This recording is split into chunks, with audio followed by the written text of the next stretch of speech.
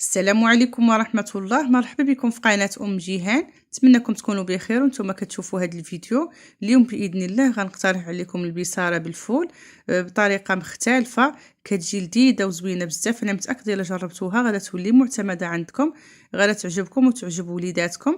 وغادا نضيف فيها واحد جوج ديال المكونات كيخليوها صحيه اكثر، ما كتبقاش تنفخ لنا المصران. بسم الله على بركه الله. عندي هنايا كميه ديال الفول تقريبا اكثر من نص كيلو. انا الصراحه ما عبرتش، ولكن راه اكثر من نص كيلو اللي خديته ونقيته مزيان وغسلته وخليته رقدته في الماء تقريبا شي 6 ديال السوايع صافي حتى طاب مزيان. كيف ما كتشوفوا الوقت اللي كناخذوا ديك الحبه وكنقسموها بالزربه كتقسم لينا بهذه الطريقه هذه. الفول ديالنا بالزربه كيطيب وحتى القوام ديال البصاره كتجي ملسه وزوينه بزاف. صافي درتها في طنجره الضغط ودرت عليها كميه ديال الماء القدر الكافي اللي غادي يطيب ليا فيه الفول، وما نحتاجش نزيد الماء في الوسط ديال الطياب. صافي هنايا كيف ما كتشوفوا درت البوطه على عافيه اللي هي متوسطه، ما نجهدوش عليها بزاف باش ما تحرقش لينا، حيت كتحتل لتحت يمكن تحرق الا جهدنا عليها البوطه بزاف. درت هنايا 8 الفصوص ديال الثومه، شويه ديال القزبر ومعدنوس طريين، حبه وحده ديال البصله اللي متوسطه، وحبه ديال المطيشه اللي خديتها وحيت ليها القشره ديالها باش ديك القشره ما تبقاش لينا ما زويناش في الوسط ديال البصاره ديالنا بعد ما غادي نطحنوها. صافي داك شويه ديال الربيع خديته وقطعته غير شويه وضفته حتى هو على الفول. هنايا بالنسبه للتوابل عندي القرفه والقزبر يابس مطحون، هادو هما المكونات اللي قلت لكم كيعطيو واحد اللذه مختلفه البصاره ديالنا وزوينه بزاف وما كيخليوش البصاره كتنفخ المصران. عندي هنايا نص معلقه صغيره ديال الكمون، ما نكثروش الكمون في الطياب في الاول حيت كيعطي واحد المروره ما زويناش حتى الاخر ونزيدو الكمون.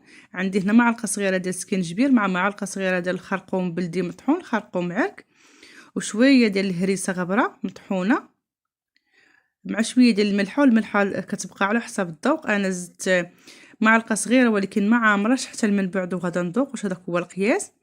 عندي هنايا نص كاس ديال زيت الزيتون.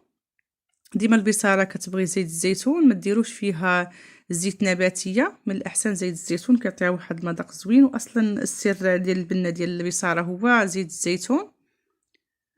صافي غادا ناخذ وغادا نغطي على الطنجره ديالي وغادا ندير ليها الصفاره وغادا نخليها تقريبا. انا حيت الفول مرقد مزيان من قبل خدات معايا نص ساعه. هنايا بعد ما دازت نص ساعه.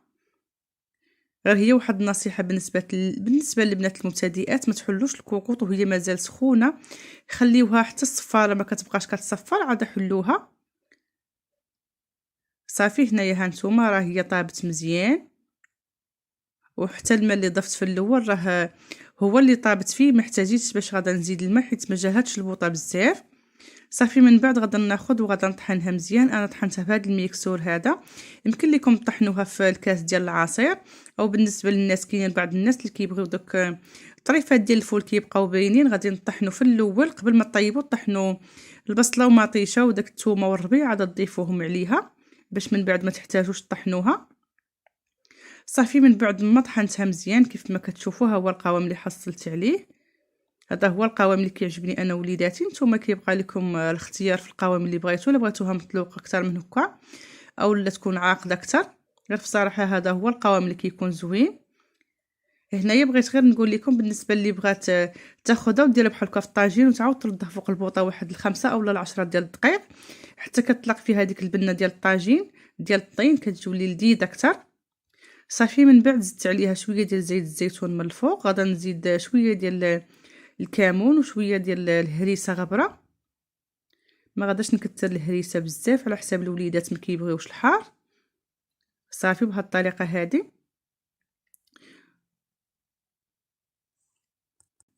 ونفس الطريقه يمكن لكم ديروها حتى البصاره بالجلبانه يابسه حتى هي ديروها بنفس الطريقه، اولا ديروا خليط بين الفول وبين الجلبانه يابسه حتى هي غادا تجيكم زوينه بزاف.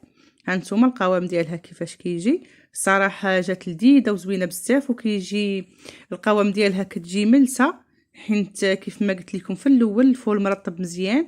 انا صراحه ما كتعجبنيش البصاره تكون طيبه بالفول ما مرطبش مزيان، ما كيكونش القوام ديالها زوين، كتبقى بحال شويه حرشه واخا كطيب مزيان.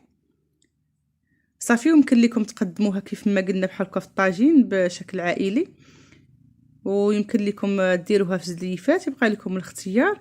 انا من بعد حطيتها في زليفات كيف ما كتشوفوا، غير اقترحت عليكم كيف ما قلت لكم الا بغيتوا ديروها في الطاجين ديروها فوق البوطه، كيطلق فيها واحد المذاق زوين بزاف.